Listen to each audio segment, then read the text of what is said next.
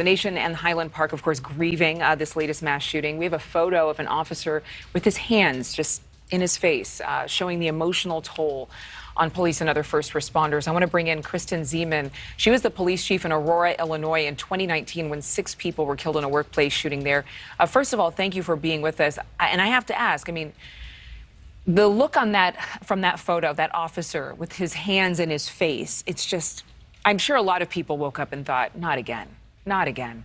But what are police going through in this community emotionally? And what does the next step look like in terms of the investigation?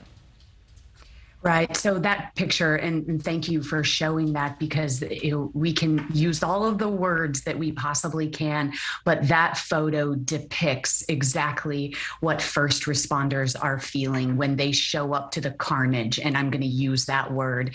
And this is happening over and over again. So, these are first responders, those first responders are hurting, as is the community. And it is going to take a very long time, if ever. They're forever changed. And I say that from someone who has been through it. You have been through it quite intimately. And I think a lot of times, perhaps we are out of touch with just how traumatic it is to investigate a story like this, to get on the scene and arrive to a story like this. And I think not just of Highland Park, but Uvalde, Texas, Buffalo, New York. Just unimaginable to know what first responders and families are going through. But from a law enforcement perspective, do you think that it's time for Americans to really change our approach to mass gatherings so that we're more vigilant in times of tragedy, considering the times we live in?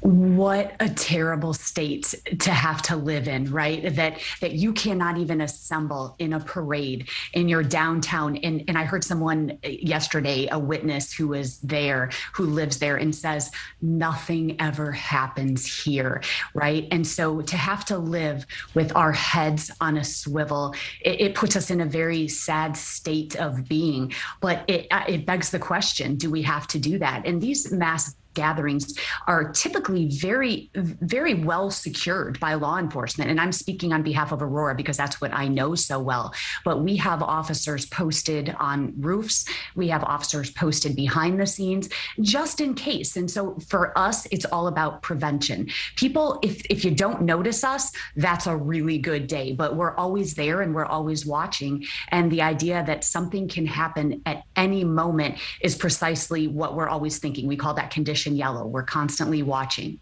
But do you have officers on roofs because of what happened in Aurora? I mean, God forbid we have to wait for a tragedy in every city in this nation that was previously considered one of the safest in the nation until we do something preventative like this. But did Aurora have officers on roofs for mass gatherings or parades prior to that tragedy that you were actually there for?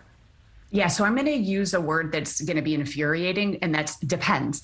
And so we would look at each event and we would determine, have any threats come in? Do we have any reason to believe that this particular gathering will bring protesters or anyone in opposition? So we look at all of the factors and determine what threat level it is. And I will have to tell you that Independence Day parades, we put relatively low on a threat level because no one protests Independence Day.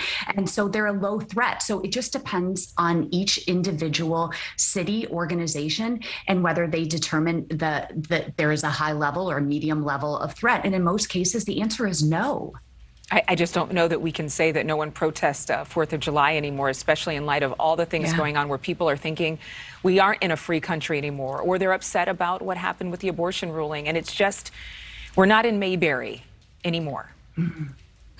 Yeah, you bring up a good point. It seems as though the nation is bubbling over. And this is where we have to get back to, is these mass shootings are happening more and more frequently. And then you add on top of that the access to weapons, and which, by the way, a lot of people will agree that a lot of law enforcement maybe leans more conservatively. And yet every police officer I talk to says, listen, we don't want more guns because that means that we have to determine immediately, is someone a threat? Is that a good guy or a bad guy? guy, and that puts officers in that position. But to your point, there has to be something done about this aggression. And I also want to underscore something here is that we keep leaning on, oh, it's a mental health issue. But I can tell you that's an insult to those who are battling mental health issues, who aren't homicidal. These shootings, 99 out of 100 of them are willful, they're wanton, they're calculated acts of violence. And there is a difference and a spectrum for mental health. I think that's a fair assessment that you're bringing up. But I think that there is a spectrum of mental health, and there are people who are not homicidal, who are mentally going through a battle. But there are people who are seriously suicidal and homicidal who are going through mental health. But we're going to continue this conversation. Kristin Ziman, thank you so much for being with us. Thank you for watching. Go to newsnationnow.com to find NewsNation on your television provider. And don't forget to click the red subscribe button below to get more of NewsNation's fact-driven, unbiased coverage.